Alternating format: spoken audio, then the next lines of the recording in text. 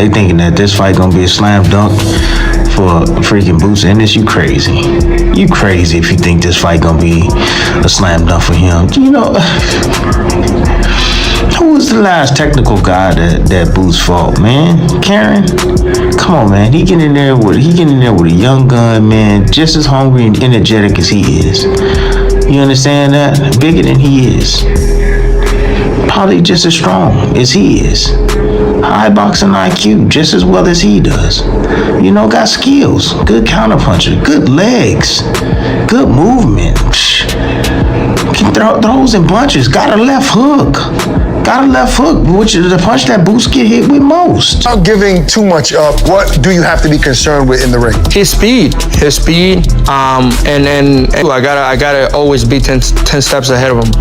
I can't give him no space. I can give him no chance. If he sees a chance, he's gonna take advantage of it. I mean, he's a good fighter. He knows how to read another fighter. I mean, we've seen it throughout. He's never been uncomfortable either. He better not get hit because again, he's never been uncomfortable. He's been hit, but he's been okay. Like I can still. He rolls with those punches. Right. You know, every time he gets his flush, you can see it. He gets uncomfortable, but then he gets back to. Right. And these guys, they don't have the IQ. They don't have the technique to keep building on that, right? Right. I do, and you guys have seen it. I see he's got pretty good footwork. And I think that could offset Boots' style, according to how he's dealt with movers in the past. Like Chukazan? Yeah. Karen. Yeah, exactly. Fighters like him, I think Boots is, Zayas, he's got that and a little bit more than Karen. I already say have fun. You know, he could get caught in the lights because there's a lot of pressure. He get caught in the lights because he is the underdog. However, when you go in there with no pressure and you feeling free and you box how you box in the gym, he's gonna find success. You know, whether that may just be a jab. You know, his length may give Boots, some problems along with the movement, and then he's able to throw other things at him that could catch him off guard and build from this. Talent. I just think the people, the reasonable skeptics are just saying, yeah, but it's got to produce something. You're almost 30 years old. You're a year away from 30, and your best win, respectfully, is Montes Stanionis, who's a good fighter, and you did unify. You did become ring champ, technically the lineal champ at welterweight, but yeah, I think his talent is better than Errol Spence at this age, but he doesn't have the accomplishments Spence had at that age. But I think Ennis is a better talent, The boxing world has basically crowned Jaron Boots Ennis untouchable. Fans look at him and see a modern-day boogeyman, a fighter so terrifyingly dominant that nobody wants to share a ring with him. But behind closed doors, in the gyms where the real work gets done, a very different conversation is happening. Elite pros, legendary trainers, and sharp-eyed analysts are quietly whispering that June 27th is going to end in a massive earth-shattering upset. From what I seen with Karen, if Xander used his leg like he's supposed to, man, that's a 50-50 fight, man. Because like I said, we got to worry about. Remember I told you before, just let y'all know I keep it real, I keep it a buck across the board. He could get hit with something. We're talking about Xander. He could get hit with something. He can get hurt. He can get frustrated. It could throw him off his game. You get what I'm saying? Basic everyday talent, regular talent. I think that Xander can outbox him. I do believe that. I think if it was banging, I think Boots will win that fight. But if it came to boxing and it came to technical boxing or whatever else, and because all of those combinations, all the little combinations, Xander not gonna be there for that. Not the way he boxed. Not with the long range. You get what I'm saying? He's not gonna be there for those little flurry of punches that he throws sometimes on the smaller guys and the shorter guys, and it's not gonna have the same effect that it had on the 147 guys and everything else. You know what I'm saying? Even what's his name didn't get knocked out. He got back up. He was on his feet when it was over with. You seem to believe him. So let's talk about that. I mean, if it was that, you know what I mean? Like what we're talking about. And that was his first fight in America. So you got to think about what that must have been like for Lima to deal with that kind of pressure. First fight in America, 18,000, 15,000 people, however many people in the arena. And you got somebody coming at you and you get buzzed.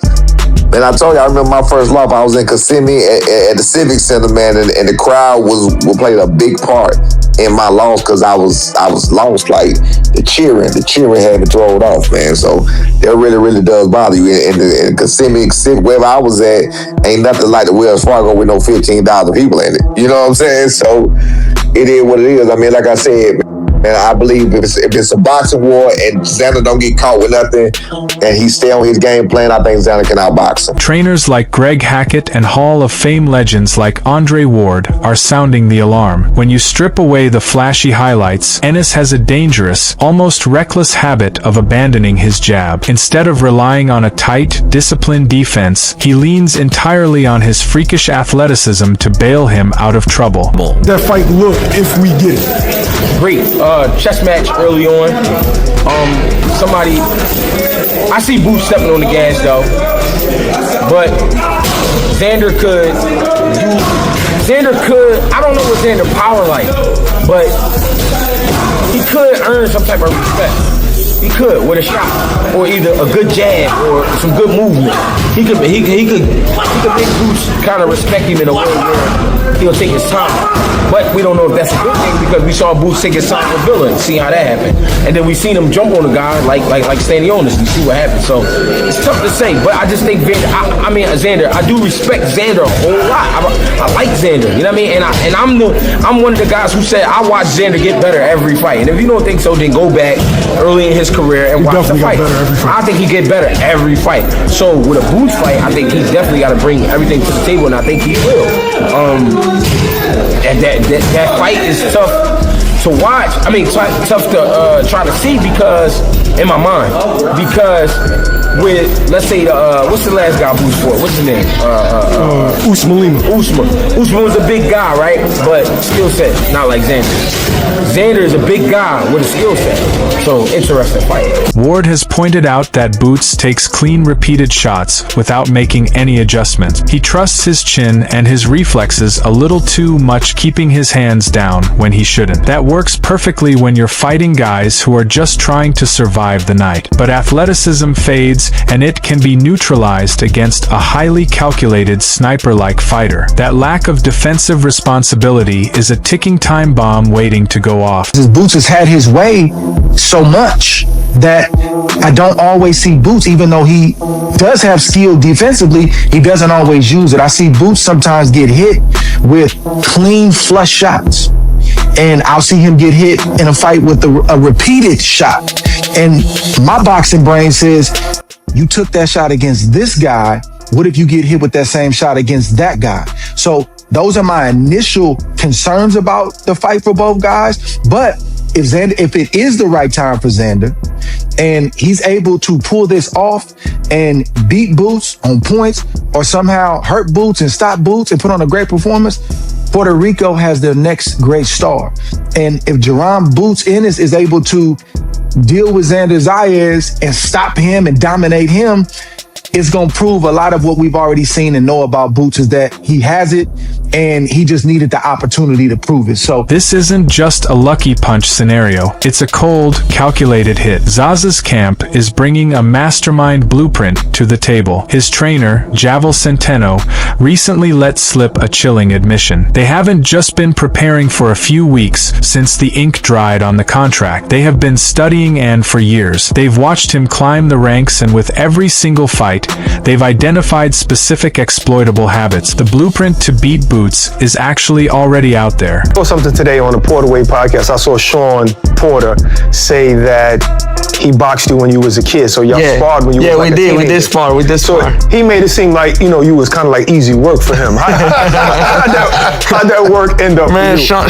Sean is a good guy, man. Sean is a good guy. He said it in a nice way, but translation, easy work.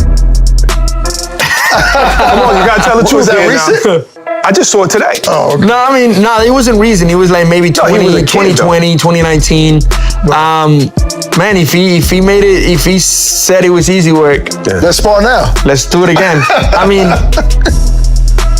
when it's easy work and you think it's easy work, you get the guy back, right? You're like, hey, let's get some more work. I feel like, he never called me back. So how do you feel it went? I feel like it again. He had a great he had a bunch of experience. I mean, you're talking about a former world champion, Right.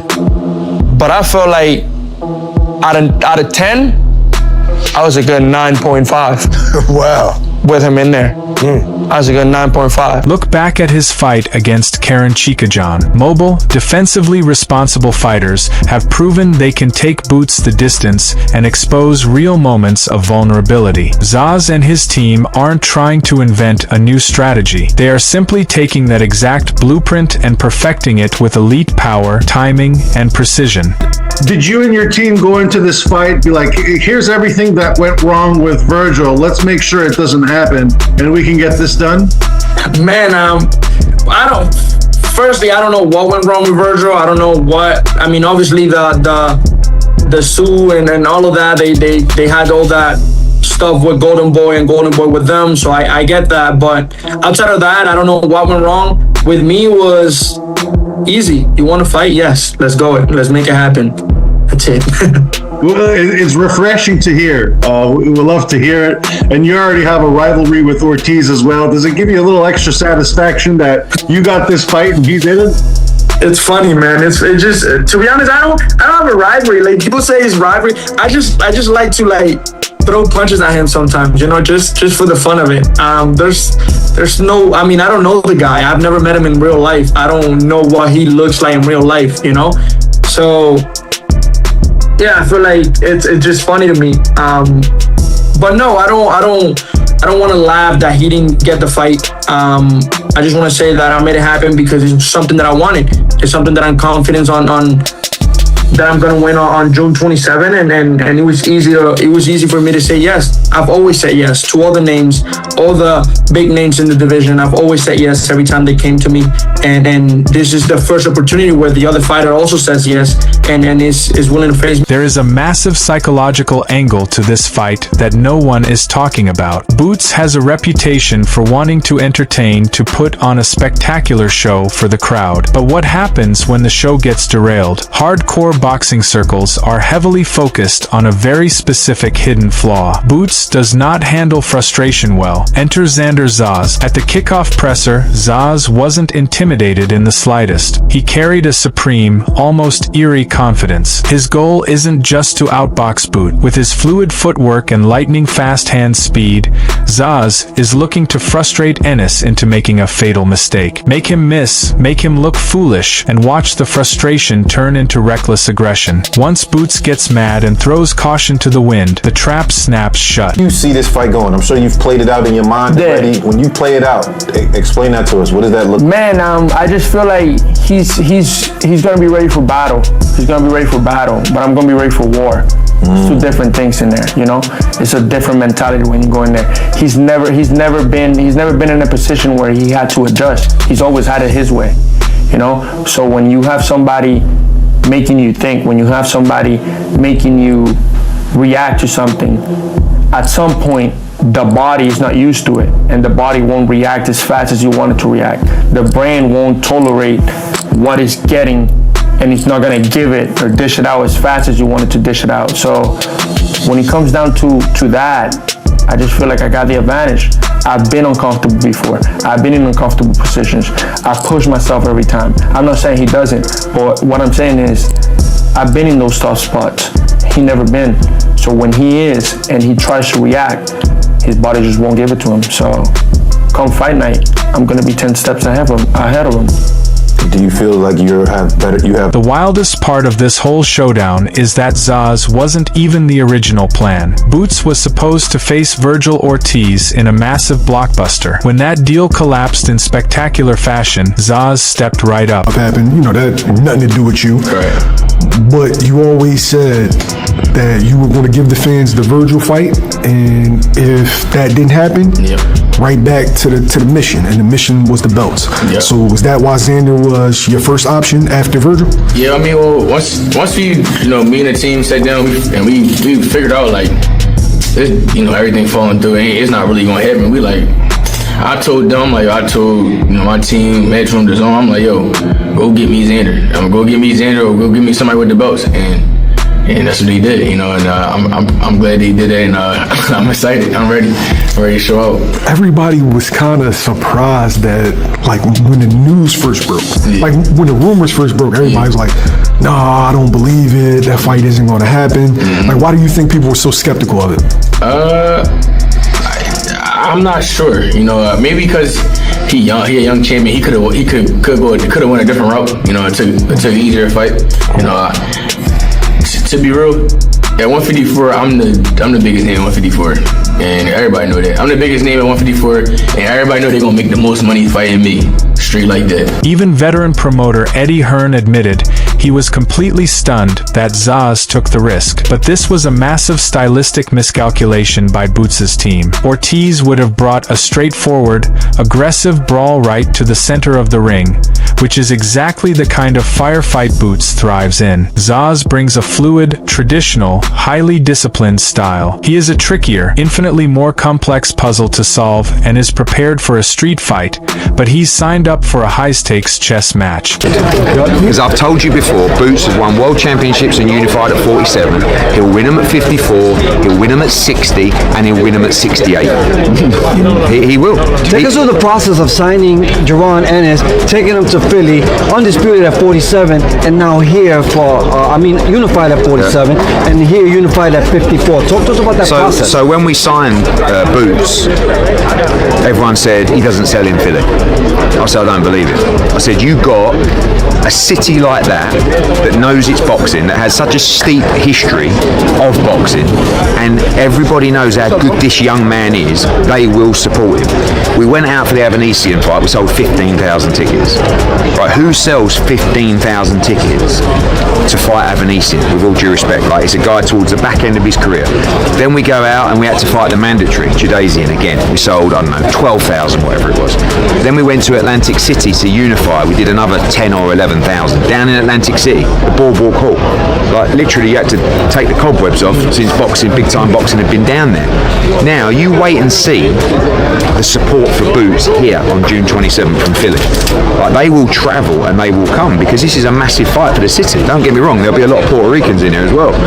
But the process for Jaron is very, very difficult because people in the industry know how good he is and they don't want to fight him. I'm not talking about the fight. Like, if it was down, and I love Todd the Birth and I love Top Rank, but he's talking a little bit of waffle because he's like, no, you see, that's the difference, Eddie. You said that you want to get, so the Top Rank. I bet you when Zayas said to Top Rank, I want to fight Boots, they went, what? And they went, no.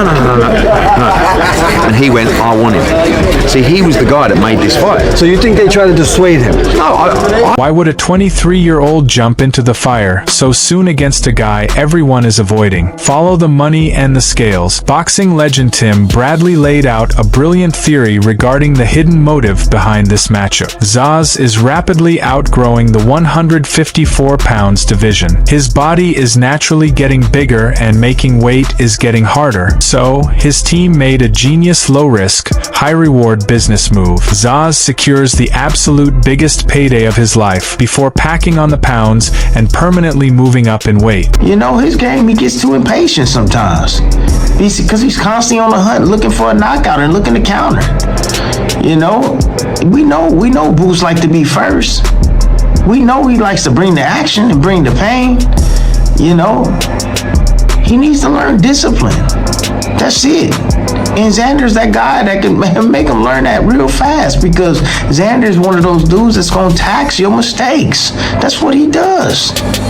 He tax these guys that come forward, he attacks their mistakes. Now he's in there with a quick guy, in the athletic fighter in Boots Ennis. But, you know, Boots make mistakes. He make mistakes. He does. And Fleet-footed guys have shown to give him issues. Guys that are slick, guys that can move, have given him issues. Anyways, man, Tim Desert Storm Bradley, man, this ain't no damn walk in the park. Ain't no far-going conclusion Boots are gonna knock out Xander. Shit, yeah, I can see it both ways. I know Xander ain't got no pop like that, but Man, this is a hell of a matchup. That's what I'm gonna tell y'all. This is a hell of a matchup right here. Think about the leverage here. A competitive loss doesn't ruin a young unified champion. It's just a learning experience that pays incredibly well. But a win instantly turns him into a global, untouchable superstar. He has absolutely nothing to lose. That total lack of pressure makes him incredibly dangerous. I mean, I think, Xander Zayas, he's a good fighter. He's Puerto Rican. He's done what you have to do to get to this point, but he hasn't fought the level of opposition that Boots Ennis has fought. Boots Ennis has fought better competition. I remember covering him when I was on Showbox on Showtime. I was very impressed by his style, the way he changes levels, the way he changes stance, from different angles. He's hitting from here, he's hitting from there, he's there, he's in and out. His combination punching, when he sits down on his shots, he's got power.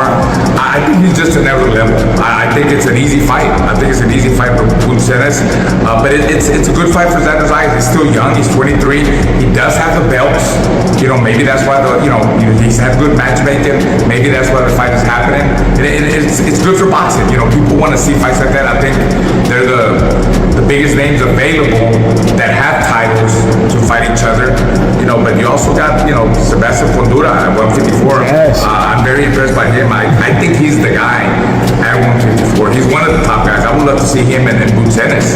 That would be a good fight. Yeah. Even with the perfect game plan, walking into the ring with Boots Ennis is like dancing on a razor blade. Former champion Gary Russell Jr. warned that Boots possesses serious, undeniable physical strength and elite, raw talent that can erase mistakes in a split second. It's a 60-40 split for sure. It's a 60-40 split for sure. Well, in that case, does the fight go the distance in your eyes? It's a coin toss on that. It's a coin toss on that. Why? Boots gonna feel his power too. Boots gonna feel Shorty's power too. And at some point, I feel like he's gonna get responsible. He's gonna get responsible. But he's still gonna have that belief in himself, like, I'm gonna still whoop his ass. It's alright. Oh, he got some thump though. I mean, yeah, he was working with Canelo. You see, he was working with Canelo. Right, Canelo got those thumpers in both hands. Everybody knows it. That's what I'm saying.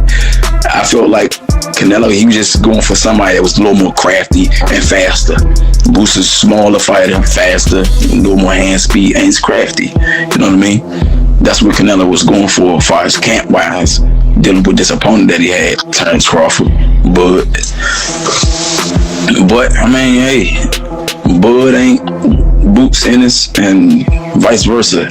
You can't train for somebody, to the T, thinking that you're gonna bring your sparring partner and he's gonna get you ready to the T. You still gotta go in there and adapt to the person that you gotta fight.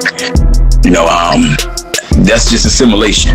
The sparring, bringing up somebody from out of town that can mimic what you think you're gonna go up against, that's a simulation. That's just to get you used to seeing certain things. But the real deal, you still gonna have to adjust to that, but it's gonna help you adjust more easier when you got somebody that's been simulating what you think you're gonna go up against versus somebody that's a brawler and then you go in there and fight Terrence Crawford and he all over the ring on your ass. Yeah. You know what I mean? Their Xander team and his coach, they feel like they see a lot of holes in Boots, and you've been able to capitalize on those opportunities as well.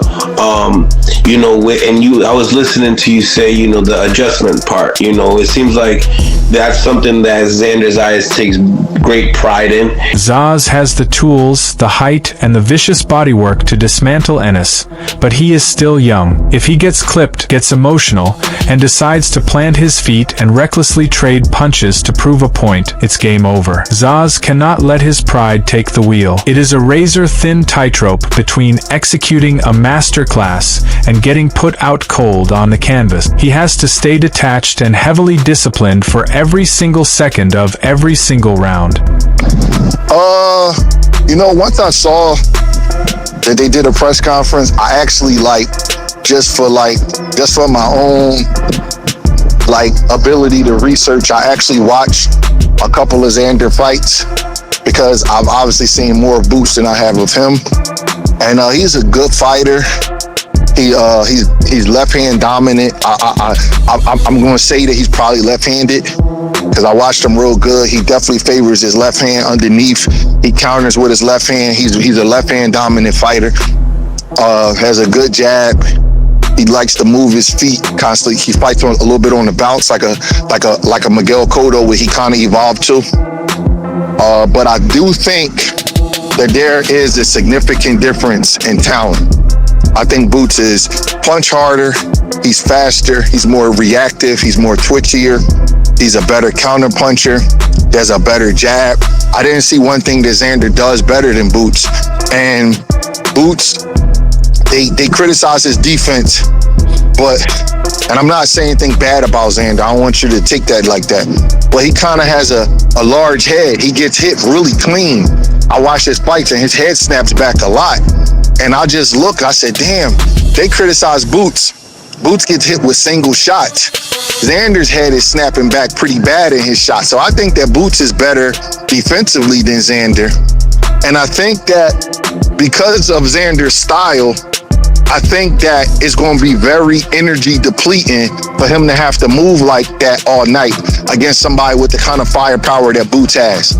So I know that Xander might look bigger, but Boots is a strong dude, man. He could punch. The stakes on June 27th are astronomically high. This isn't just another title defense. It's a battle for the future of the sport. If Jaron Ennis utterly dominates, he silences the critics and proves he really is the pound-for-pound boogeyman everyone fears. He cements his legacy right then and there. But if Xander Zayas executes this master blueprint, the Ennis hype train comes crashing into a brick wall and Puerto Rico officially crowns its next legendary king. So look at the facts, ask yourself, and let me know in the comments. Has Boots Ennis been carefully protected from pure elite boxers this entire time? Or is Xander Zayas walking blindly into a devastating trap he simply can't escape? That's all from today's video. If you enjoyed it, remember to leave a like, subscribe, and ring that bell icon so you never miss our upcoming videos. And don't forget to share your thoughts in the comments section. Stay tuned and we will catch you in the next.